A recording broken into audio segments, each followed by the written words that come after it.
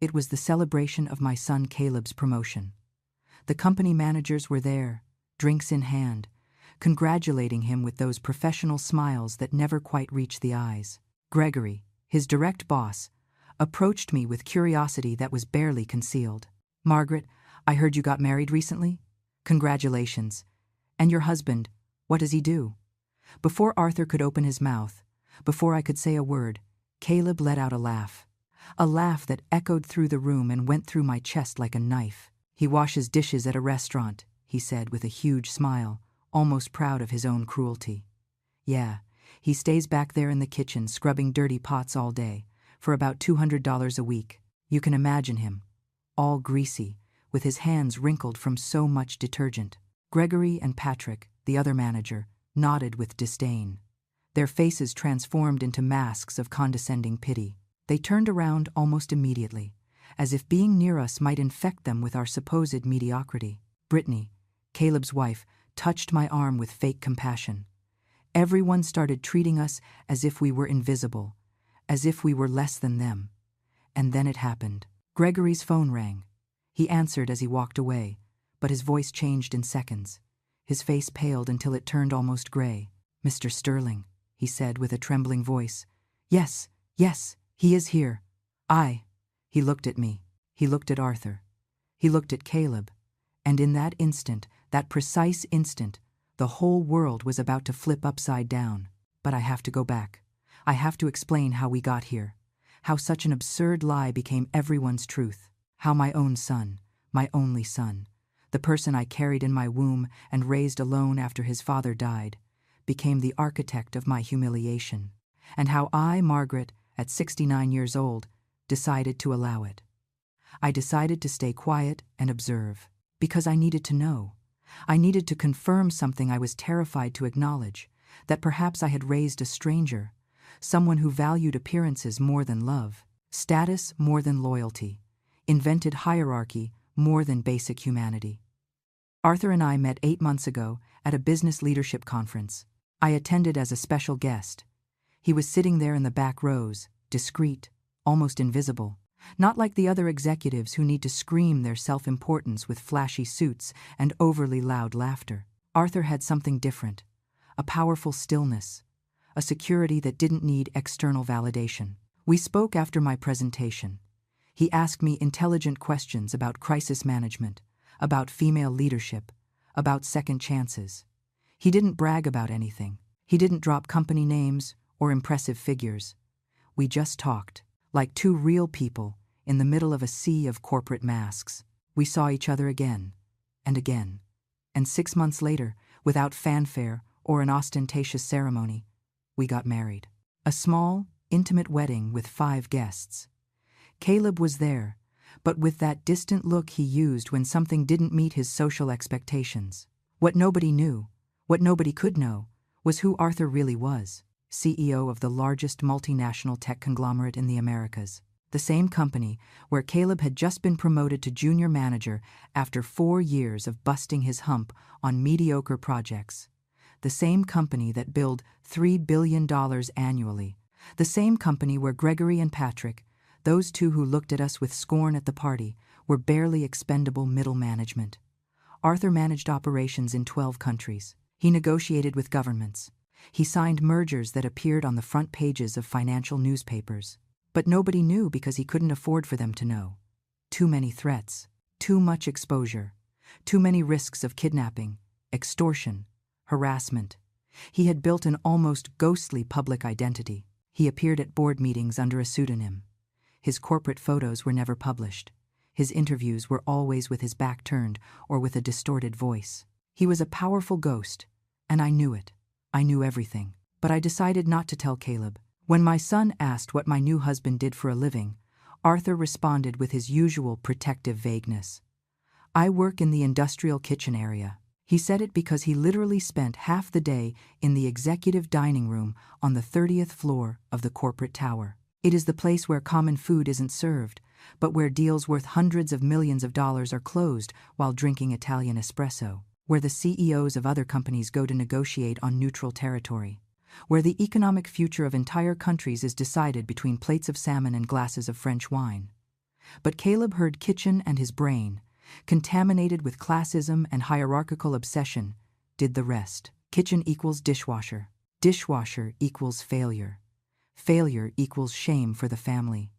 I watched it happen in real time. We were having dinner at Caleb and Brittany's house. A tense dinner where my daughter-in-law had prepared everything with that artificial perfection that screams, "Look how much effort I'm making." Arthur vaguely explained his job. Caleb frowned. "So, you work in restaurant kitchens?" Arthur didn't correct him. He just nodded slightly. I was about to intervene when I saw my husband's look, a look that said, "Wait, watch. Let's see what he does." And Caleb did exactly what Arthur expected.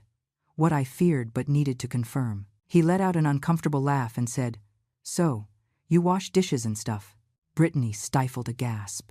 She put her perfectly manicured hand over her perfectly made-up mouth. "Oh my God, Caleb, don't be rude!" But her eyes shone with something worse than rudeness. They shone with satisfaction, with that dark joy of someone who finally has ammunition to feel superior. The news spread like wildfire. In 2 days, the entire extended family knew. In a week, Caleb's friends were discussing it with nervous giggles. In 2 weeks, it was a done deal. Margaret had married a dishwasher, a woman of almost 70, so desperate for company that she accepted the first available man, regardless of the fact that he was a failure with no education or future. I let them believe it. Every hurtful comment, every look of pity, every sigh of fake concern, I let them build their narrative. Arthur asked me only once if I wanted him to reveal the truth. We were alone at home, in that spacious living room with floor-to-ceiling windows overlooking the city, and he took my hands with that tenderness that contrasted so brutally with the coldness with which he handled boardrooms. "Margaret, this doesn't have to continue.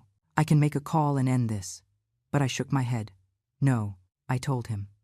"I need to see how far this goes. I need to know who my son really is when he believes his mother has fallen so low." He understood. He always understood. That's why I loved him.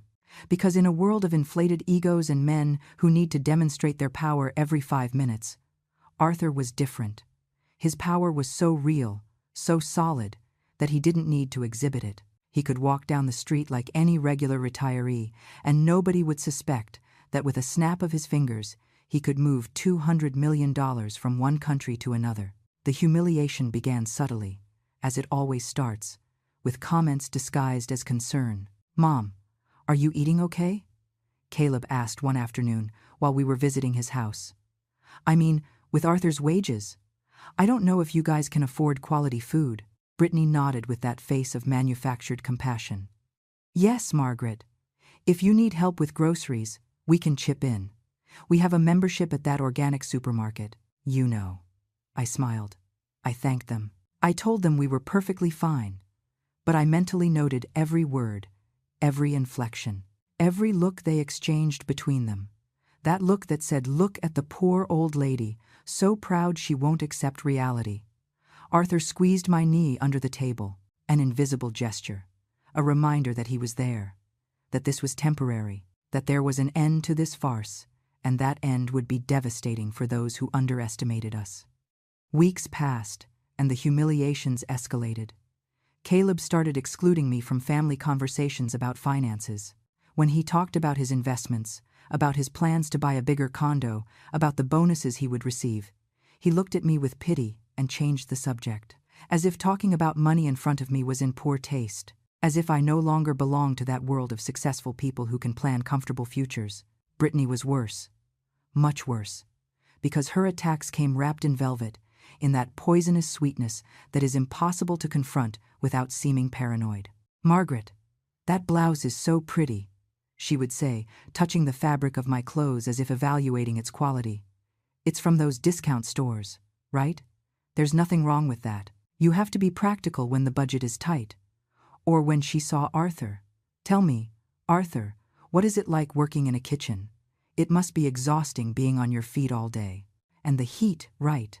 All those greasy fumes. It must be terrible for the skin." Arthur responded with monosyllables. He never fell for the provocations. He never defended himself, and that infuriated them more. Because people like Brittany need reactions. They need drama. They need you to give them the pleasure of seeing you break.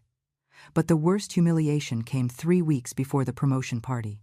It was a Sunday. Family brunch at Caleb's house. Some of his work colleagues were there too.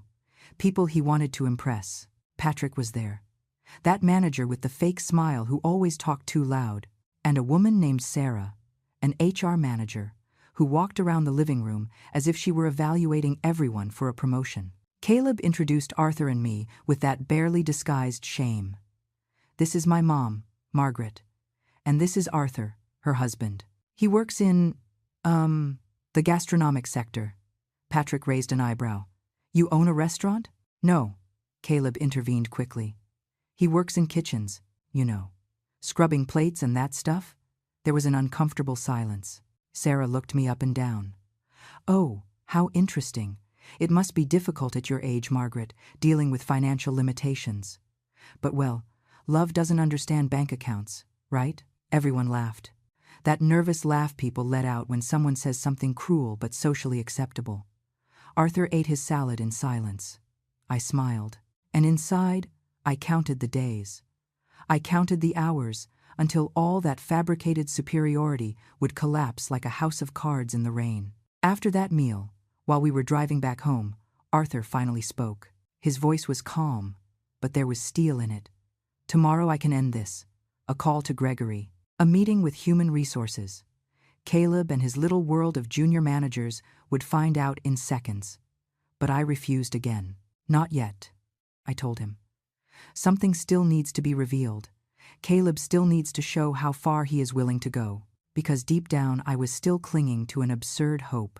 The hope that my son, at some point, would defend me. That he would say, enough. That even if he believed Arthur washed dishes, he would treat me with the respect a mother deserves. But that never came.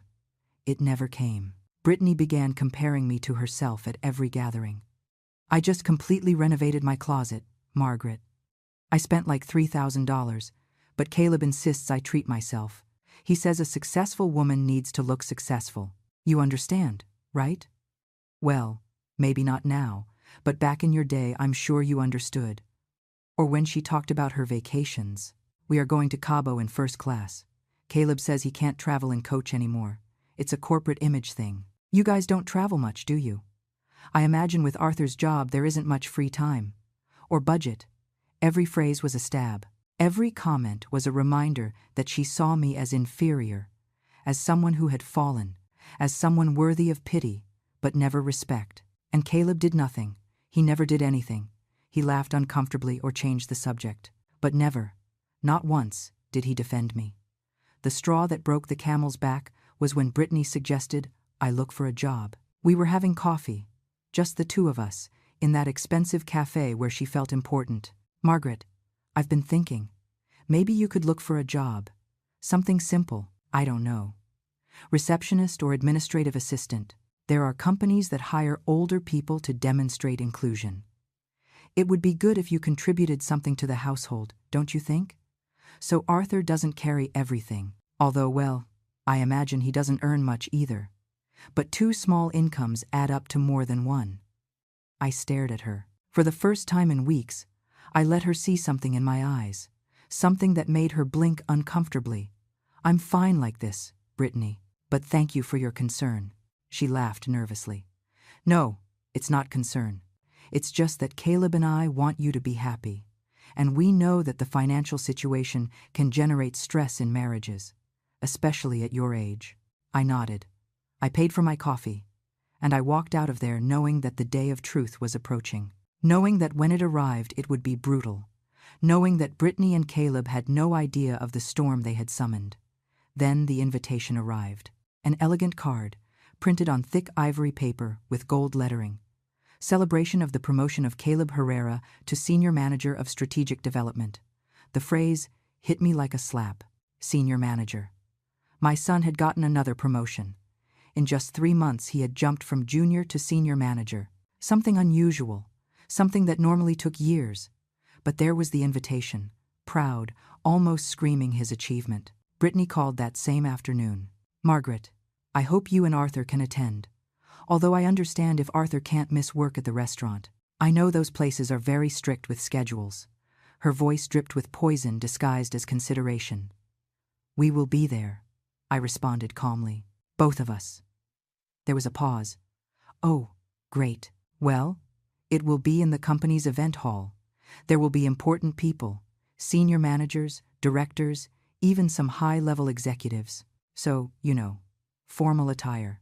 I hung up knowing exactly what she had wanted to say. That we didn't fit in. That we would be Caleb's embarrassment in front of his superiors. That we should have the decency not to attend. Arthur found the invitation on the table that night. He read it in silence, his eyes moving slowly over the words. Then he looked at me with that undecipherable expression he used when processing important information. It's in the executive lounge on the 15th floor, he said finally. I know that place. I've closed $400 million mergers there. I nodded. I know. That's why we are going. That's why we are going to be there when everything explodes. He put down the invitation and approached me. Margaret, you understand that when the truth comes out, it isn't going to be subtle, right? It won't be a polite correction. It's going to be an earthquake. I know, I whispered, and I need it. I need Caleb to see. I need him to understand what he did, what he chose to do. Arthur nodded slowly. Then we will go, but on one condition. When this ends, when everything is revealed, I don't want you to carry any guilt.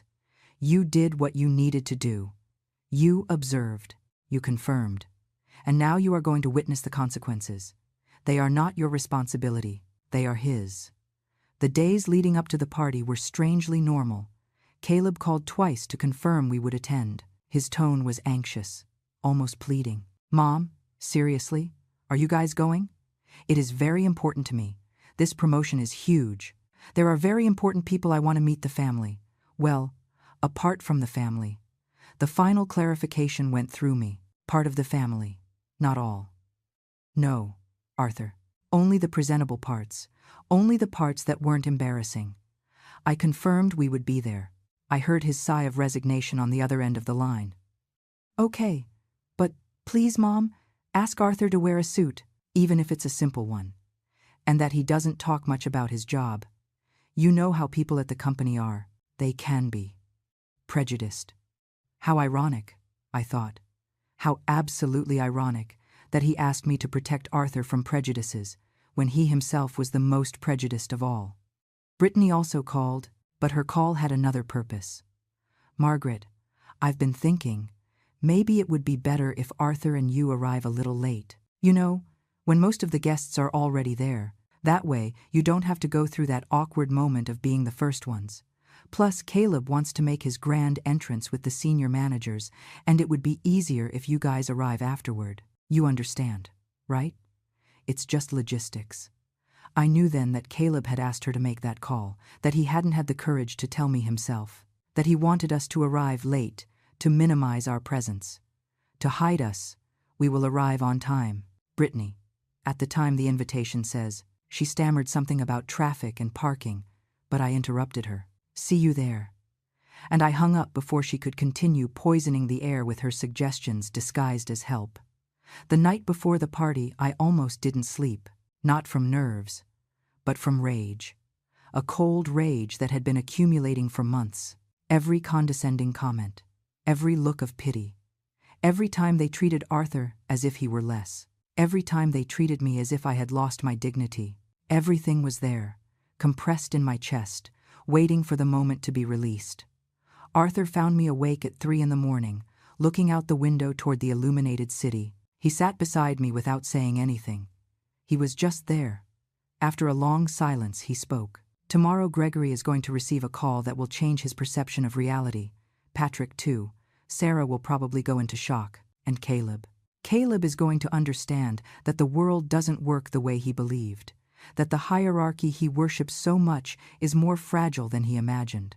I turned to look at him. His calm profile against the city lights, this man who could move mountains with a signature, but who had accepted being humiliated in silence because he loved me enough to let me confirm a painful truth. Thank you, I told him, for waiting, for not destroying them sooner. He took my hand. I am not going to destroy them tomorrow, Margaret. They are going to destroy themselves. I'm just going to be standing there when it happens. The day arrived. I put on an emerald green dress, elegant but not ostentatious. Arthur wore a perfectly tailored dark gray suit. We looked at ourselves in the mirror before leaving. We looked exactly like what we were. A mature, successful, elegant couple. But I knew that when we entered that party, they would see us differently. They would see a desperate old woman and her failed husband. They would see what they wanted to see, what they needed to see to feel superior. The drive was silent. Arthur drove with that characteristic calm of his. I looked out the window, watching the city pass by, knowing that in a few hours everything would change, that Caleb would have to face reality, that Brittany would lose that condescending smile, that Gregory and Patrick would understand they had made the biggest mistake of their careers. We arrived at the corporate building exactly at 7 in the evening, the time indicated on the invitation. The building was imposing, all glass and steel, rising 30 stories into the sky. Arthur looked at it with familiarity. "I come here every day," he said softly. "This is my building, my company, my legacy, and tonight everyone is going to know it." We entered the lobby. The security guard stopped us. "Good evening. Where are you heading?" Arthur answered before me. "To the event hall on the 15th floor. Private celebration." The guard checked his list. Names: Margaret Herrera and Arthur Sterling. Wait, no. He would have used his common name on the list, or maybe the guard didn't recognize him out of context. The guard frowned. "I don't see you on the VIP list. You must use the service elevator at the back. The main elevator is only for executives and managers tonight." I saw how Arthur's jaw tightened, but he nodded. "That's fine. We'll use the other elevator." We walked toward the back of the lobby, toward that smaller elevator used by the cleaning and maintenance staff. Even there, even in his own company, they treated him as inferior, because he was wearing normal clothes, because he wasn't shouting his position, because he had chosen humility over ostentation. The elevator rose slowly. Arthur watched the numbers change on the screen. "On the 15th floor," he said with a soft voice but with steel in every word, "there is a plaque with my name. It is on the main wall of the lounge. It says, 'This space was inaugurated by Arthur Sterling, CEO.' Nobody ever looks at it. Nobody reads the plaques. But tonight, someone is going to read it, and everything is going to change." The doors opened. The lounge was resplendent, warm lights, tables decorated with champagne-colored tablecloths, elaborate floral arrangements in coral and white tones. There were at least 50 people, all dressed in that corporate elegance that screams success without the need for words. Perfectly pressed dark suits, expensive cocktail dresses, watches that cost more than a car, animated conversations with glasses of wine in hand. And at the center of everything, like a king at his coronation, was Caleb. He was smiling widely, shaking hands, receiving congratulations, and radiating that confidence of someone who believes they have finally arrived where they deserve to be. Brittany was at his side, radiant in a silver dress that probably cost $2,000, touching Caleb's arm possessively every time someone approached. "This is my success story," her body language said. "This is my successful husband, and I am part of this." When we entered, several heads turned. I saw how eyes swept us up and down, evaluating, classifying, discarding. An older couple, probably relatives of someone. Not important, not relevant. Caleb saw us and his smile faltered. For a fraction of a second I saw panic in his eyes. Then he recomposed his expression and walked toward us with that forced energy of someone who wants to wrap something up quickly. "Mom, you guys made it. Great." He kissed my cheek mechanically. Arthur extended his hand, but Caleb ignored it with a casual movement, as if he hadn't seen it. "There are drinks at that table in the back. You can serve yourselves whatever you want. I'm going to be busy with the executives, but catch you later." "Okay." And he walked away. Just like that, without anything else. As if we were an unpleasant chore that had to be completed. Brittany appeared behind him with that tense smile. "Hi, Margaret." "Hi, Arthur. I'm glad you could come, although I must say you arrived through the wrong entrance. The main elevator is at the front, not that service one you used. But well, it doesn't matter. You're already here." Her tone was sweet, but every word was a pinprick. Arthur responded with a calm voice. "No problem. I'm used to that elevator. Brittany let out a little laugh. Of course. I imagine at your job you use the service elevators a lot, the kitchen ones and all that. Well, enjoy the party. There are delicious canapés. And she left, leaving a trail of expensive perfume and condescension. We stood there, Arthur and I, like two ghosts in the middle of a celebration that clearly didn't include us. I grabbed a glass of wine from a waitress passing by. Arthur rejected the alcohol with a polite gesture. He never drank at events. He said he needed to keep his mind clear always, a habit from years of handling corporate crises where one mistake could cost millions, we observed. That was all we did for the first 20 minutes. Observe. Caleb circulated through the room like a politician on a campaign trail. He shook hands effusively. He laughed too loud at mediocre jokes. He introduced Brittany with exaggerated pride. This is my wife, marketing manager at an ad firm. Graduated with honors. Bilingual. Yes, I am very lucky. People nodded, impressed, while Brittany shone under the attention like a plant under the sun. Then I saw Gregory, the senior manager, Caleb's direct boss, a man of about 50, bald, with designer glasses and that air of importance that middle-level corporate power gives. He was talking with Patrick, that other manager with the fake smile and voice that was too loud. Both held expensive whiskeys and spoke with that familiarity of those who share the same hierarchical level. Caleb approached them almost running. Mr. Gregory, Patrick, what a pleasure that you are here. This means a lot to me. Gregory patted him on the shoulder. Caleb, congratulations again. This promotion is well deserved. You have shown consistent results. The company needs people like you. Young, ambitious, hungry for success. Patrick nodded. Yes, and this is just the beginning. With this momentum you can reach director in 2 years, maybe less. I saw how Caleb's eyes shone, how he inflated with every word of validation, how he became what he had always wanted to be, someone important, someone recognized, someone who mattered. It was then that Gregory noticed us. He narrowed his eyes, trying to place us. Caleb, who are they? Caleb tensed visibly. Oh, they're my mom and her husband. They came to say hi. Gregory smiled with that automatic courtesy used with irrelevant strangers. Ah, the family. That's nice. He walked toward us with Patrick following him. Caleb had no other choice but to accompany them. When they arrived in front of us, Gregory extended his hand. Nice to meet you, ma'am. Gregory Richards, Strategic Operations Manager. I shook his hand. Margaret Herrera. He turned toward Arthur. And you? Arthur Sterling, my husband responded with that calm voice he always used. Patrick intervened with poorly disguised curiosity. Sterling? Works in the company too? Arthur shook his head slightly. Not exactly. Gregory laughed. So what do you do, if it's not indiscreet?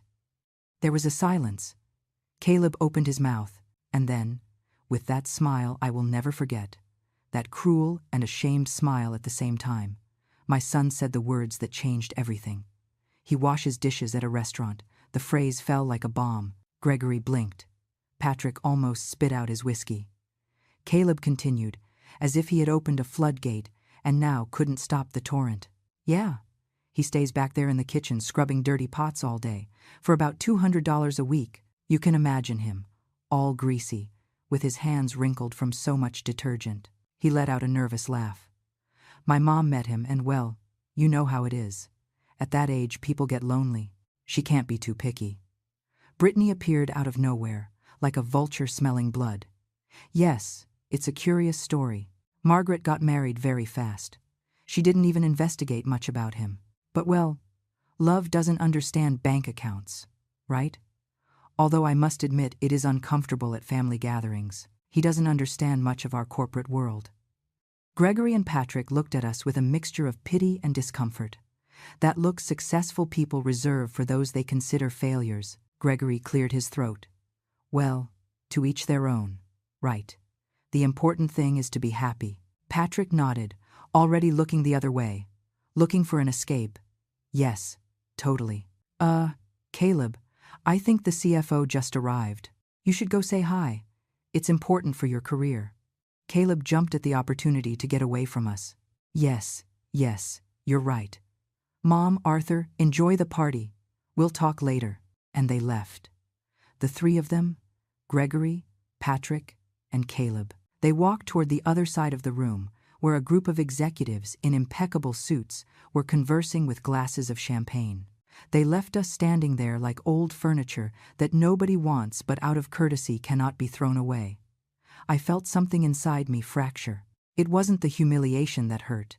It was the remorselessness with which Caleb had done it, the naturalness, the total lack of internal conflict. There wasn't a second of doubt in his eyes. There wasn't a pause before pronouncing those devastating words. Only fluidity. Only casual cruelty.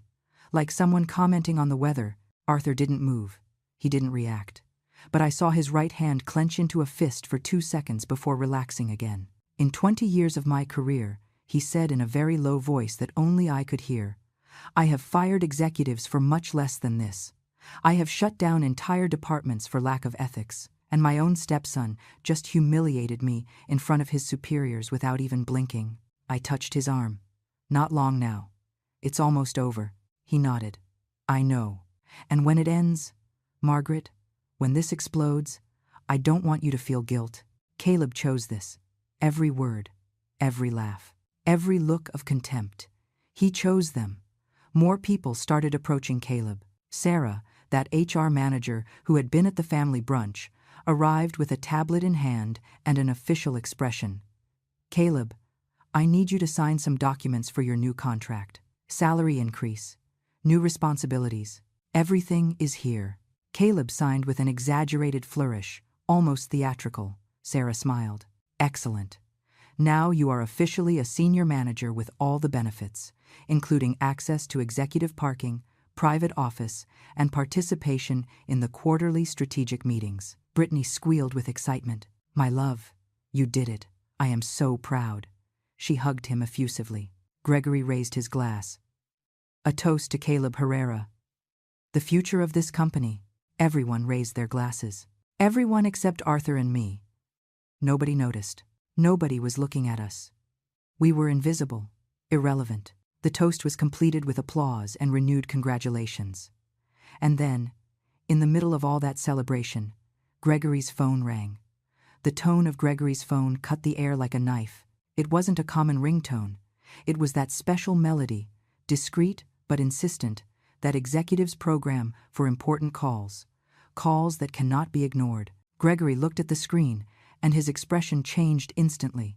The smile froze. The color disappeared from his face, like water draining away. His eyes widened with something that looked between surprise and pure terror.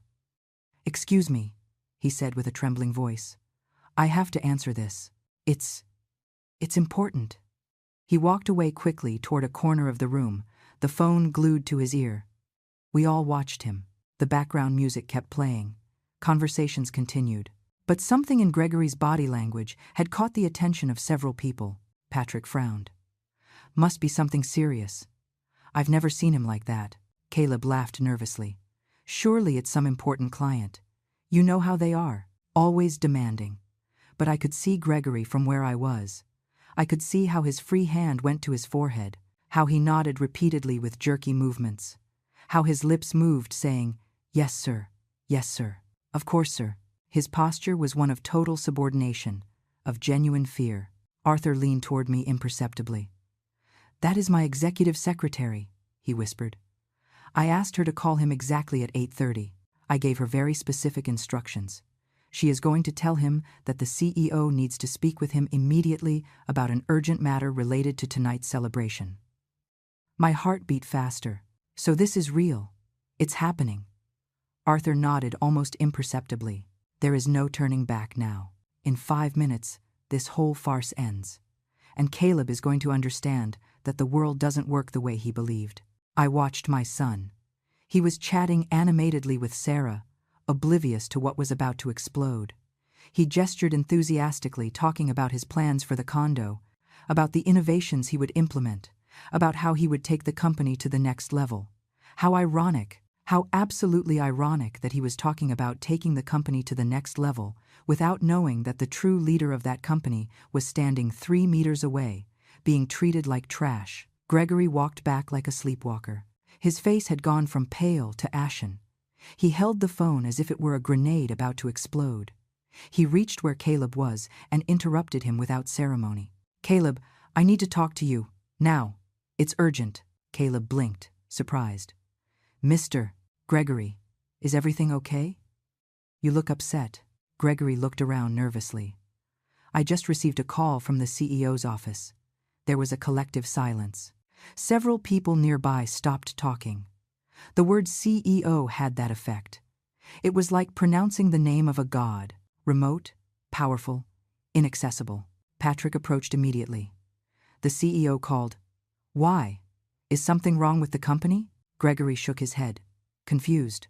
"I don't know. His assistant said he needs to speak with me about something related to this celebration, specifically about a guest who is here." Caleb laughed nervously. "A guest? Which guest?" "Only family and colleagues are here." Brittany intervened with a worried tone.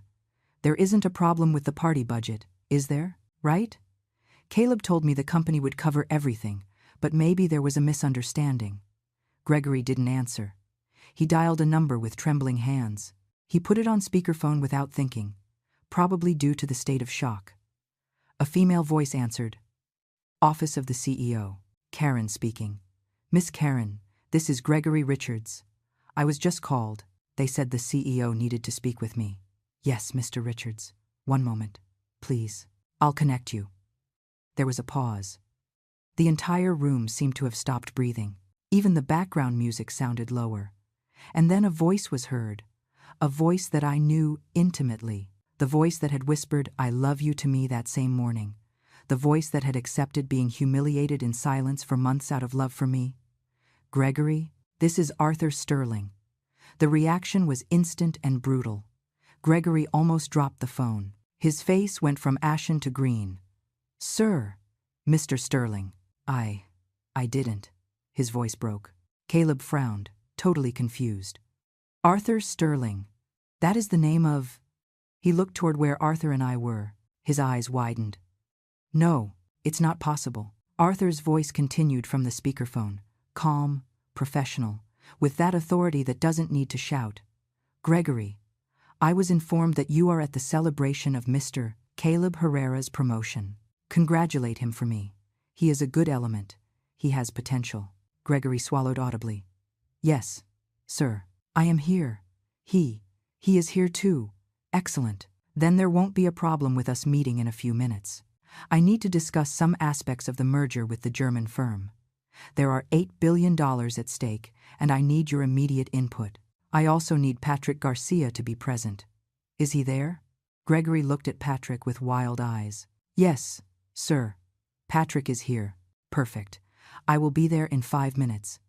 I am in the building. In fact, I never left." There was a loaded pause. The line remained open, and then Arthur added with a casual tone. "Oh, Gregory, one question. Have you seen my wife Margaret at the party? She is the honoree's mother.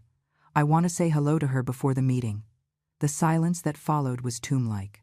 Gregory looked at the phone. Then he looked at Arthur and me. Then at Caleb. His brain was clearly trying to process information that made no sense. His wife, Margaret, Caleb's mother.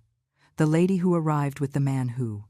The color returned to his face in the form of intense red. Caleb was paralyzed, his mouth open, his eyes moving frantically between the phone and Arthur. Brittany had paled so much that her makeup looked like a mask over white skin. Sarah dropped her tablet. The crash resonated in the silence. Patrick had put both hands to his head in a gesture of total disbelief. Arthur continued from the phone. Implacable. "Gregory, are you still there?" Yes, sir," Gregory stammered. "Your wife is here. I see her. Good. Then I will see you in a moment. Oh, and Gregory, one more thing." The line hung suspended. Everyone held their breath. "I hope you have treated my wife and me well tonight. It would be very disappointing to discover otherwise." Click. The call ended. Gregory's phone slipped from his hand and fell to the floor. Nobody moved to pick it up. Everyone was frozen in a kind of collective shock. It was Patrick who finally broke the silence. His voice came out like a squeak. That was the CEO. That was Arthur Sterling. And he said Margaret is his wife.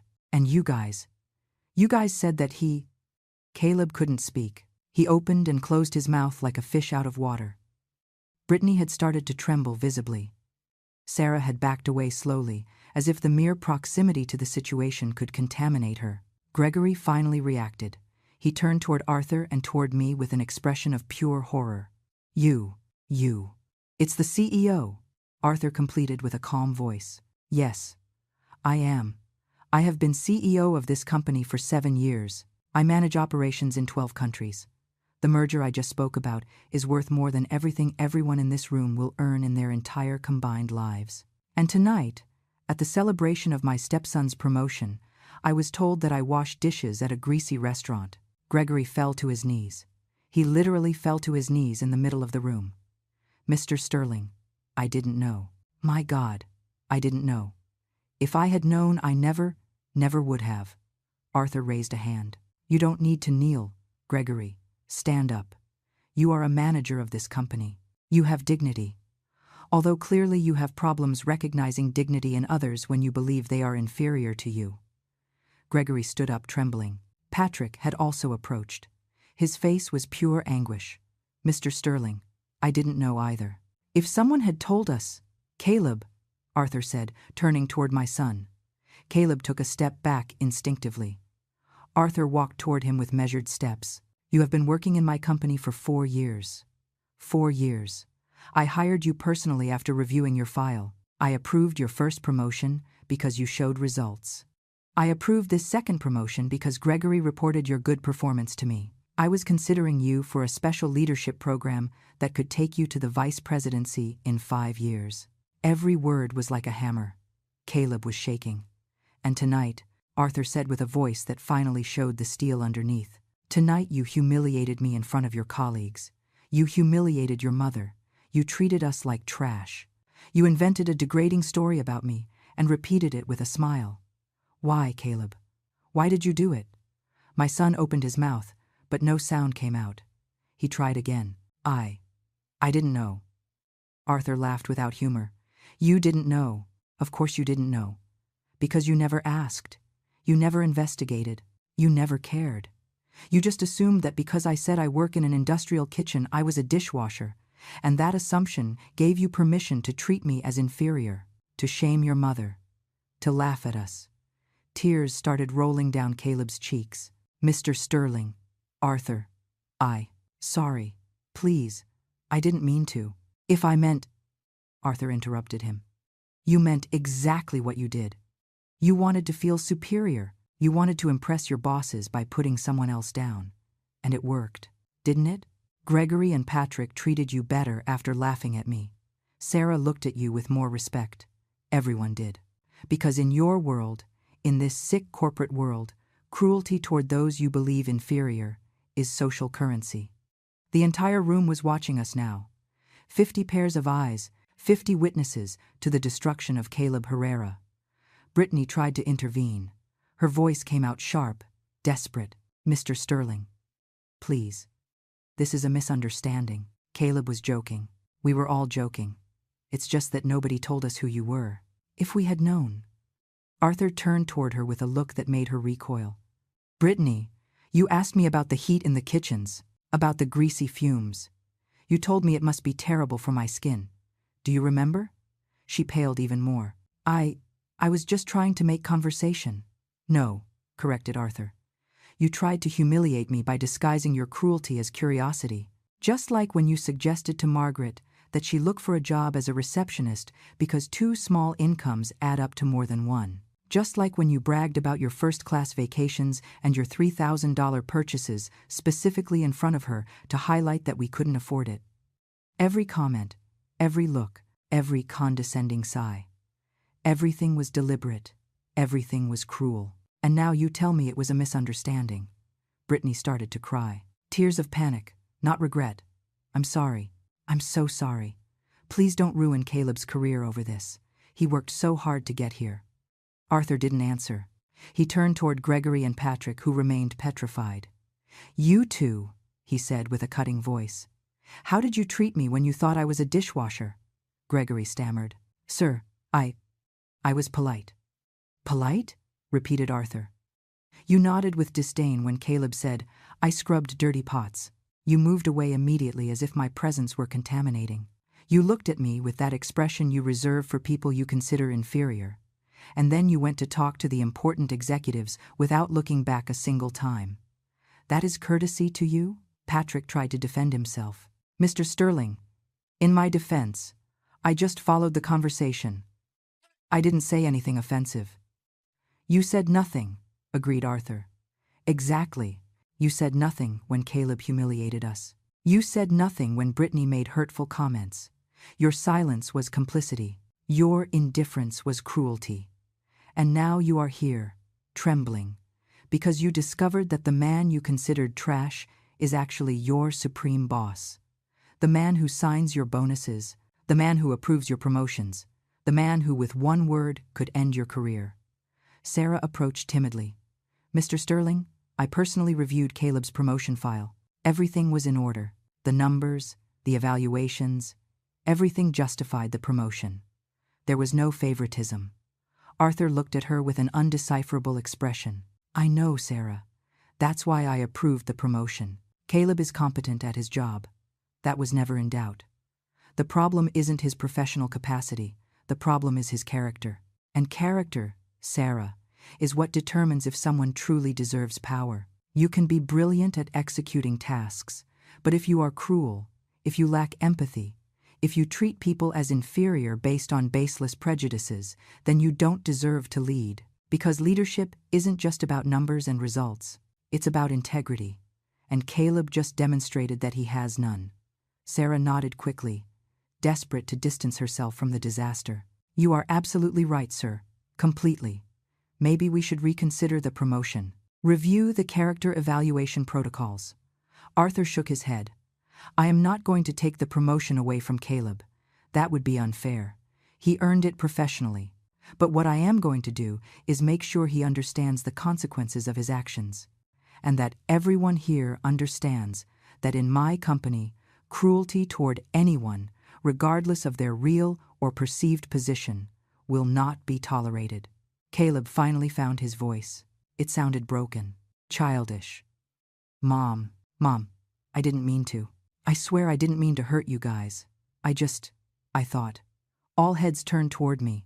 It was the first time someone addressed me directly since the truth exploded. I had remained silent, observing, feeling every emotion go through me like an electric current. Pain, rage, disappointment, but also something strange. Something like relief. Because finally the mask had fallen. Finally I had seen who my son really was without the filters of blind maternal love. What did you think, Caleb? I asked with a calm voice. He took a step toward me.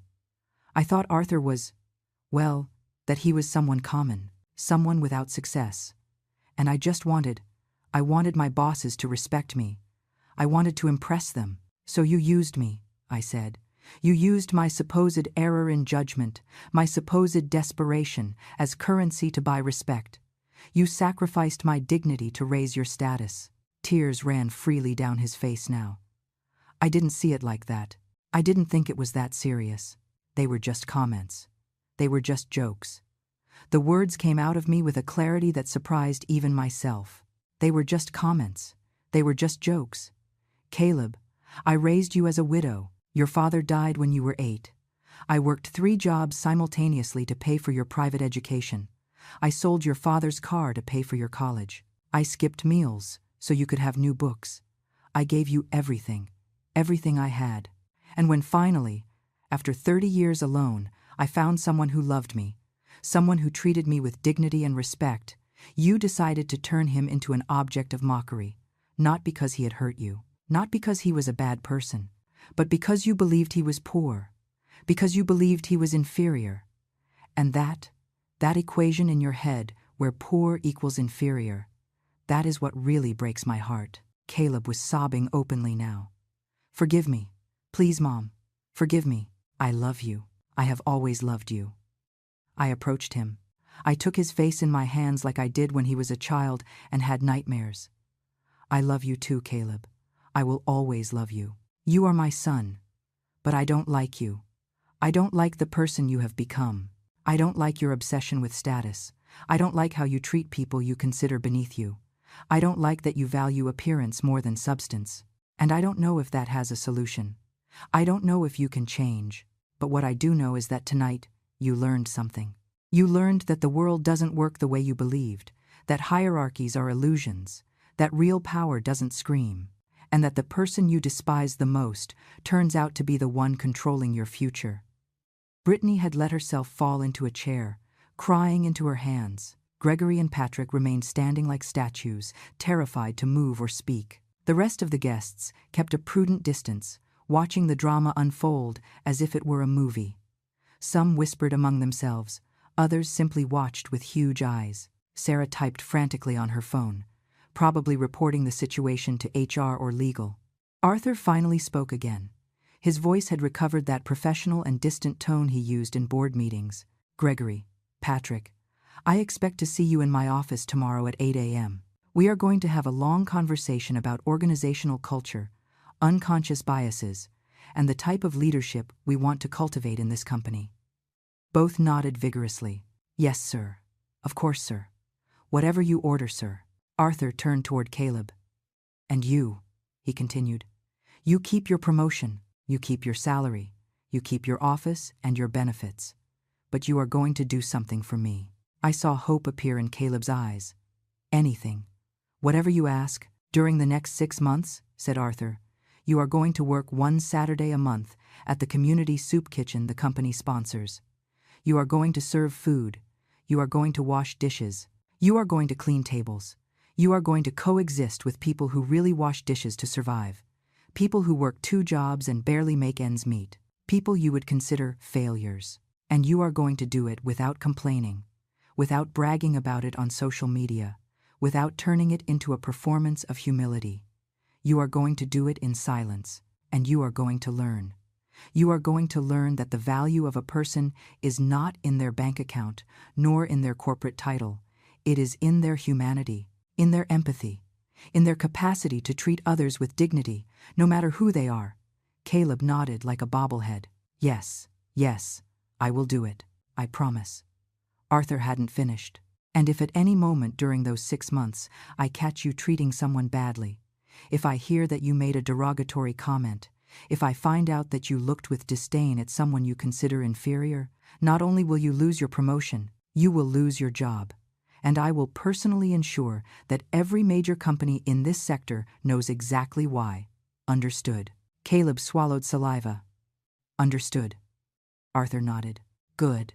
Now enjoy what is left of your party, although I suspect the mood is already ruined.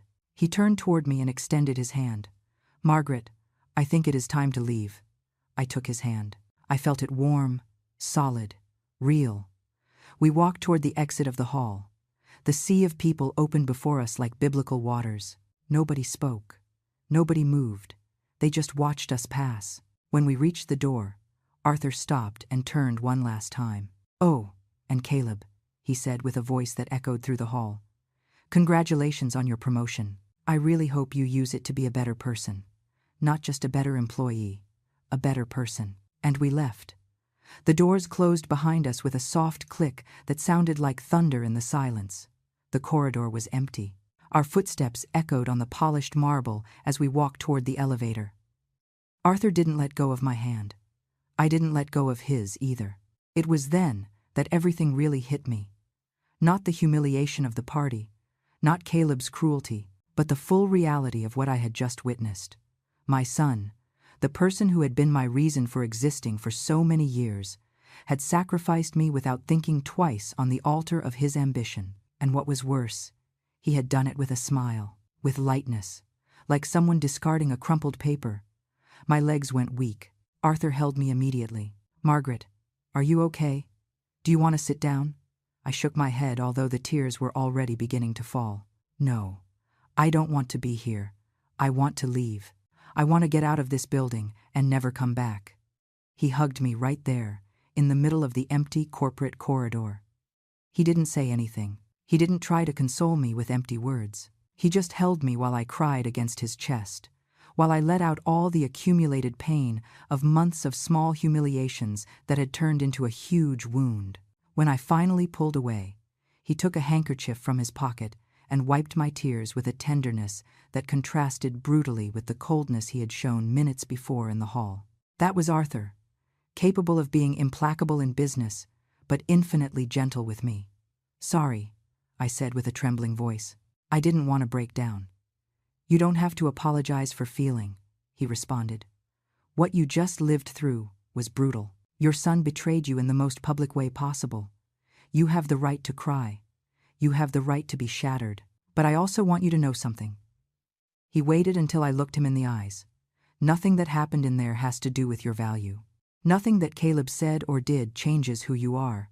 He acted from his own smallness, from his own fear, from his own sick need for validation. But you, Margaret, you are bigger than all that. You always have been. That's why I loved you from the moment I met you, because I saw a woman who didn't need to shout her worth, who didn't need to prove anything to anyone, who simply was. We took the main elevator this time. Nobody stopped us. The security guard who had earlier sent us to the service elevator now looked at us with an uncomfortable expression, clearly already informed of who Arthur was. He gave us an exaggerated salute. "Good evening, Mr. Sterling." "Ma'am. Have an excellent night." Arthur didn't answer. Neither did I. We simply walked toward the parking lot where our car was waiting. A discreet vehicle, nothing ostentatious, because Arthur had never been one to show off. We drove in silence for the first 20 minutes. I looked out the window watching the city pass. The lights, the people walking on the sidewalks, couples laughing, families dining in restaurants, normal life, life that continued regardless of the fact that my world had fractured. Finally I spoke. "Did you know it was going to be this bad? That it was going to hurt this much?" Arthur kept his eyes on the road. "Yes, I knew. That's why I asked you so many times if you wanted to continue. That's why I offered to end this sooner. Because I knew that when you reached the end, when you saw the complete truth without filters, it was going to be devastating. But I also knew that you needed to see it. You needed to confirm your suspicions, because living with doubt would have been worse." He was right, as always. If I had stopped this sooner, I would have always wondered if I was exaggerating, if I was being unfair to Caleb, if maybe he really loved me and was just going through a difficult phase. But now I knew. Now I had absolute certainty, and certainty, however painful, was better than illusion. "Do you think he can change?" I asked. "Do you think what happened tonight transforms him into someone better?" Arthur sighed. "Honestly, I don't know. I have seen people change after crises like this. I have seen arrogant executives become humble after falling, but I have also seen people who just learn to hide their cruelty better, who become more careful, but not more compassionate. Caleb has to want to change. He has to do the internal work, and I can't tell you if he will. I can only tell you that I gave him the tools. I gave him the opportunity. What he does with it depends completely on him." We arrived home around 10 at night. A modest house in a quiet neighborhood. Nothing that screamed wealth. Nothing that gave away that the owner managed billions of dollars. Arthur had always said that ostentation was for insecure people, that true power doesn't need to exhibit itself. We entered, and the familiarity of the space comforted me. The furniture we had chosen together, the photographs on the walls, the knitted blanket on the armchair. Home. Our home. Far from the corporate world, far from hierarchies and ambitions, just the two of us. I poured myself a glass of wine. Arthur made tea. We sat in the living room without turning on the television, just the silence and the occasional sound of cars passing on the street. Finally, Arthur spoke. "Tomorrow is going to be difficult. The news is going to spread throughout the company. Everyone is going to know what happened. Caleb is going to face looks, comments, judgments. Some people are going to feel pity for him. Others are going to enjoy his fall. And he is going to have to decide how he responds to that, whether he victimizes himself or accepts responsibility." "And Brittany?"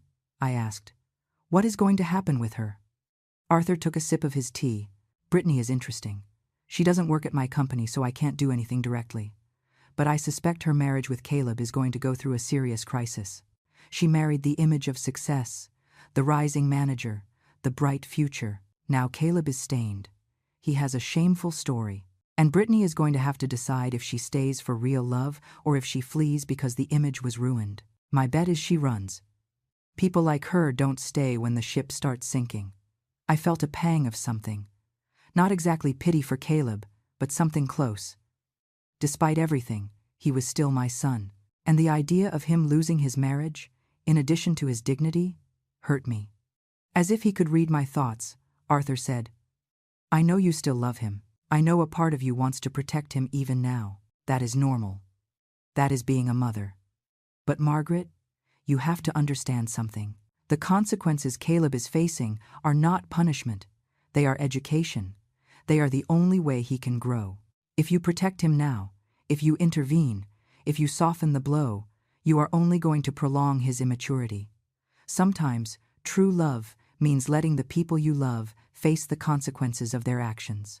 Days passed. Caleb called 17 times in the next 48 hours. I didn't answer. I needed space. I needed to process.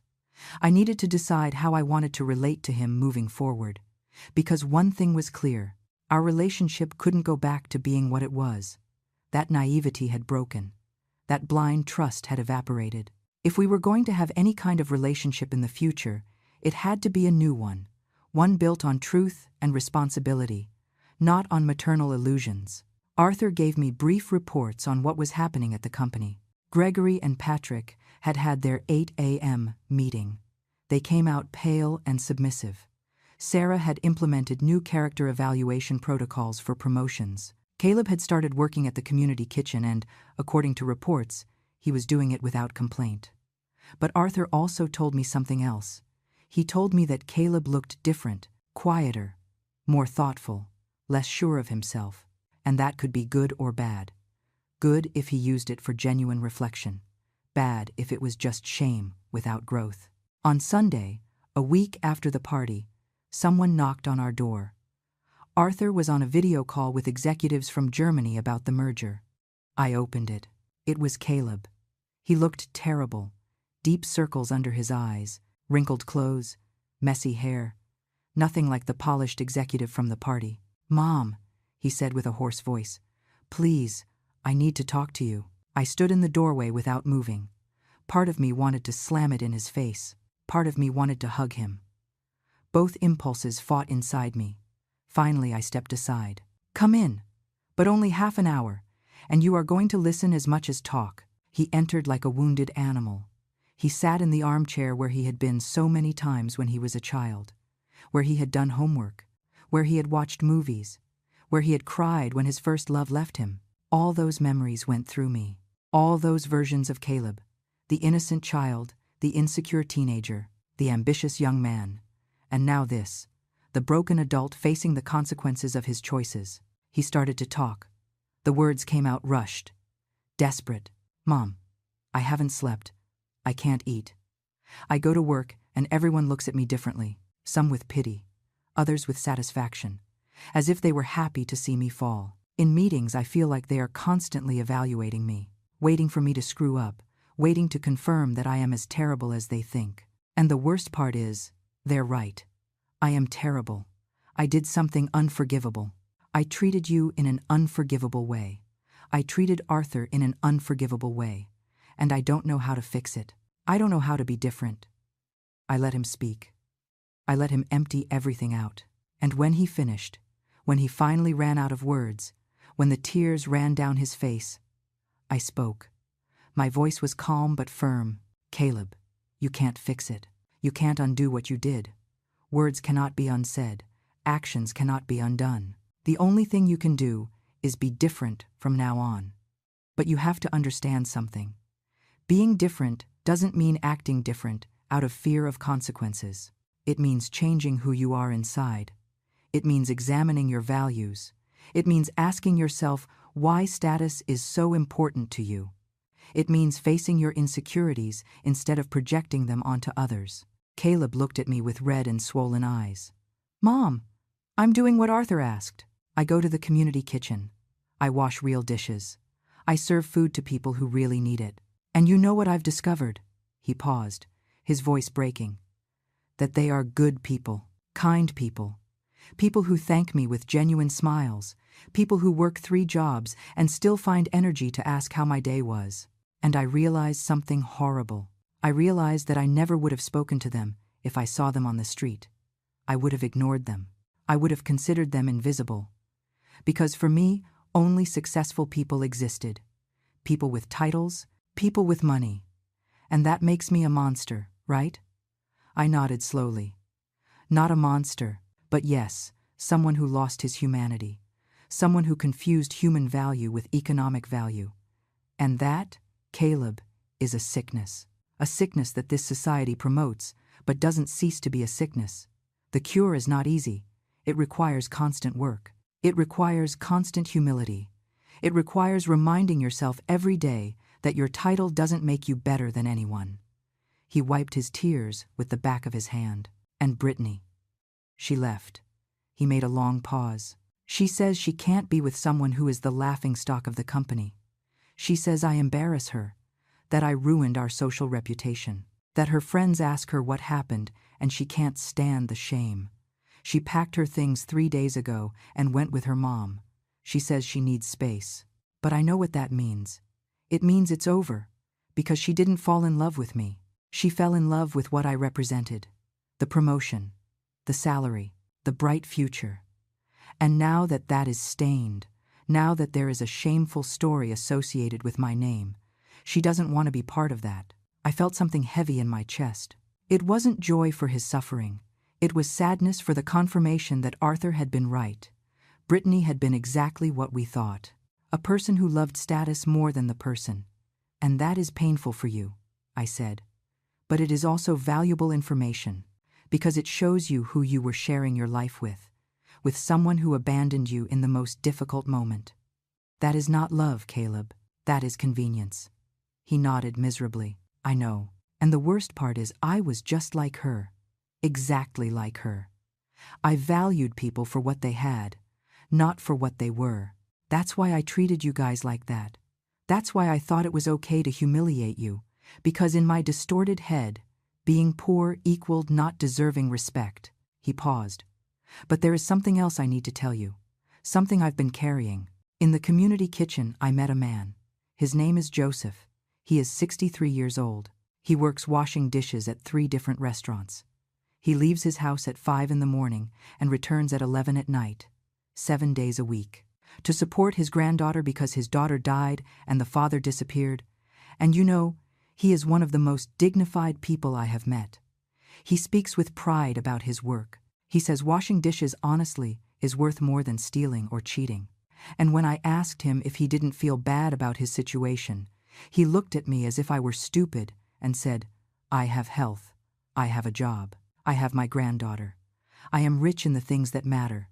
And in that moment, Mom, in that precise moment, I realized the scum I had been, because I told everyone that Arthur washed dishes as if it were the worst thing in the world, as if it were a reason for shame.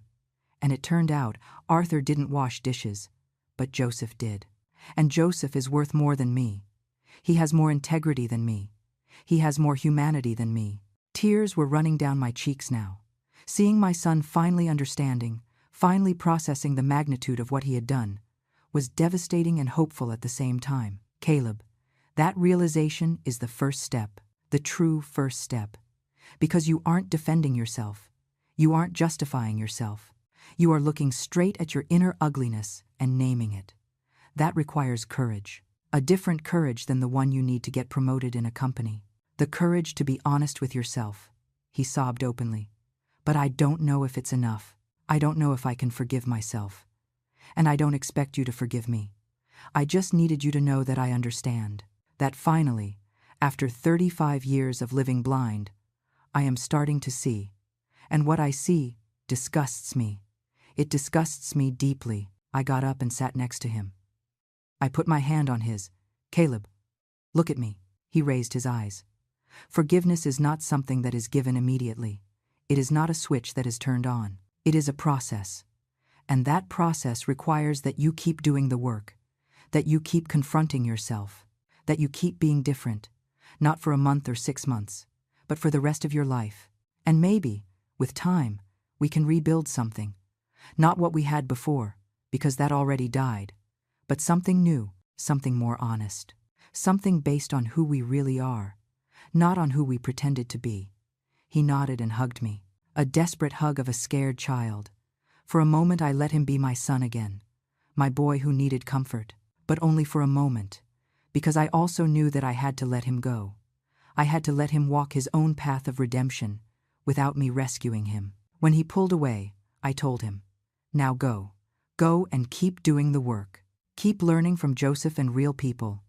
Keep confronting your prejudices. And every time you feel the impulse to judge someone for their position, or their salary, or their title, remember tonight. Remember how you felt when you discovered that the world doesn't work the way you believed. Remember the humiliation, not to punish yourself, but to remind yourself that nobody deserves to be treated like that. Nobody." He stood up shakily. "Thank you, Mom, for seeing me, for not shutting the door on me, for giving me a chance." I walked him to the door. Before he left, I told him one last thing. "And Caleb, about Arthur." He nodded, waiting. "You should apologize to him too, directly. Not by email or text, face to face. Because what you did to him was just as serious as what you did to me, maybe more. Because he didn't have a prior history with you. He didn't have reasons to expect your love. And even so, you treated him with calculated cruelty. He deserves to hear your apology. But only when you are ready to give it genuinely, not out of obligation, not out of fear, but because you really understand the damage you caused." Caleb nodded. "I will. When I find the right words. When I can look him in the eyes without wanting to disappear from shame, I will." And he left. I closed the door and leaned against it. Arthur appeared from the study. He had finished his call. "You listened." He nodded. "The last part. You did the right thing. You gave him hope, but also responsibility. You didn't rescue him, and that is exactly what he needed." I walked toward him and hugged him. "How do you handle all this with such clarity? How are you not furious? How do you not want to destroy him after what he did?" Arthur stroked my hair. "Because I have seen this before, Margaret. I have seen young executives consumed by ambition. I have seen how the corporate system can twist people's perception. I have seen brilliant people turn into monsters because the environment rewards them for it. Caleb is a product of that system. That doesn't excuse him, but it explains him. And if there is something I have learned in all my years leading companies, it is this. People can change. Not always, not easily, but they can. And Caleb has an advantage that many don't have. He has real consequences. He has a brutal mirror that shows him who he is. Some executives never get that mirror. They go their whole lives believing that their cruelty is shrewdness, that their lack of empathy is strength. Caleb was lucky to hit the wall now, at 35. He still has time to rebuild himself. The following months were strange. Caleb religiously fulfilled his commitment to the community kitchen. Arthur received reports. At first, Caleb was clumsy, uncomfortable, clearly out of his element, but over time, he began to change. He began to talk to people, to learn their names, to be interested in their stories. Joseph became something like his involuntary mentor. He taught him not only to wash dishes efficiently, but to find dignity in any work, to understand that human value has nothing to do with job prestige. In the company, Caleb became quieter, less boastful. When other managers bragged about their achievements, he remained silent. When there was an opportunity to step on someone to move up, he abstained. And slowly, very slowly, people started to notice. Not everyone forgave him. Some never would. But some saw the genuine effort and began to give him another chance. Brittany tried to return 4 months later, when she saw that Caleb hadn't been fired and that his salary remained. She appeared at his apartment with suitcases and elaborate apologies about having needed space to process. Caleb told her no. He called me that night to tell me, "Mom, I told her I couldn't be with someone who abandoned me when I needed her most, that I couldn't build a life with someone who valued appearance more than substance, that I needed to be alone to keep working on myself, without the pressure of maintaining an image. And you know what? For the first time in my life, I made a decision based on what was right and not on what was convenient." He sounded different, more mature, more real. less like the Caleb who needed constant validation, and more like someone starting to validate himself from within. "I am proud of you," I told him. And I meant it. Not proud of the successful Caleb, but proud of the Caleb who was doing the hard work of changing. Almost a year passed before Caleb finally came to talk to Arthur. He knocked on the door one Saturday afternoon. Arthur opened it. They looked at each other. The silence stretched uncomfortably. Finally, Caleb spoke. "Mr. Sterling." "Arthur, can I come in? I need to speak with you." Arthur stepped aside. "Sure." They sat in the living room. I prepared coffee and then discreetly retired to the garden. I knew this conversation had to be between them. Without my presence mediating, without my role as mother softening the edges, I was out there for almost 2 hours. I could see their silhouettes through the window. They talked, sometimes one, sometimes the other. At some point, I saw that Caleb was crying. Arthur remained serene, listening. When they finally came out to the garden, both looked emotionally exhausted. Caleb approached me. He spoke to me. "Mom." He listened to me. And he told me something I will never forget. He looked at Arthur. He told me that true power is not in humiliating. It is in elevating. That a real leader makes others grow, doesn't crush them to seem taller. And that if I really want to be successful, I have to learn to measure my success not by how much I rise, but by how much they rise with me. 2 years have passed since that night. 2 years since Caleb's world turned upside down in the middle of a corporate party. And when I look back now, I understand that that night wasn't the end of anything. It was the beginning. The painful, brutal, necessary beginning of something completely different. Caleb continues working at the company. But he is different. He is no longer the anxious manager who needed constant validation. He no longer measures his worth by his title or his salary. He finished his 6-month commitment at the community kitchen, but kept going, voluntarily. Every other Saturday, Joseph became his friend, a true friend. Last week, Caleb organized a celebration for Joseph's birthday. Nothing ostentatious, just cake, coffee, and people who really appreciate him. When he told me about that, I heard genuine pride in his voice. Not pride for having done something impressive, but pride for having done something meaningful. Arthur never revoked Caleb's promotion, but he didn't give him special privileges either. And Caleb responded. His performance evaluations now include comments from his subordinates saying, "He listens to me genuinely. He treats everyone with respect, regardless of their position. He admits when he is wrong." Those comments are worth more than any sales figure, because they mean he is changing, that he is becoming the type of leader people follow out of inspiration, not obligation. As for my relationship with Caleb, it is complicated. It always will be. I can't forget what he did. That wound healed but left a scar. But I learned something important in these 2 years. I learned that love doesn't mean the absence of pain. It means choosing to stay despite the pain. It means giving space for growth without guarantees of success. I still love Caleb, but I love him with open eyes, seeing his flaws, recognizing his capacity for cruelty, but also seeing his genuine effort to be better. We see each other once a month, quiet meals, where we talk about real things, not about his work or his success, but about what he is learning, about his internal struggles. Those conversations are uncomfortable sometimes, painful, but honest. And honesty, I discovered, is a better foundation for relationships than comfort. Arthur and I remain the same. Well, not the same, better. What we lived through united us in a way few things could. He saw me in my most vulnerable moment, and he didn't try to fix it. He was just there, holding me. And I saw his capacity to be firm without being vengeful, to establish consequences without cruelty, to teach without humiliating. For me, the true power he has is not in the boardrooms. It is in how he treats me when nobody is watching. Sometimes I think about that night, about Caleb smiling while he humiliated me, about the exact moment when the phone rang and everything started to collapse. And I wonder what would have happened if I had stopped everything sooner, and I always reach the same conclusion. It would have been easier, but less true. Caleb never would have learned. Sometimes the most painful path is the only real path toward growth. There is something Arthur says often when he talks to young executives. He says, True character is revealed not when you have power over others, but in how you use that power. You can crush or you can elevate. You can humiliate or you can dignify. And that choice, that constant choice in thousands of small moments, is what defines who you really are. Not your title, not your salary, but how you treat the human being in front of you when you believe nobody important is watching. Yesterday, Caleb called me excited.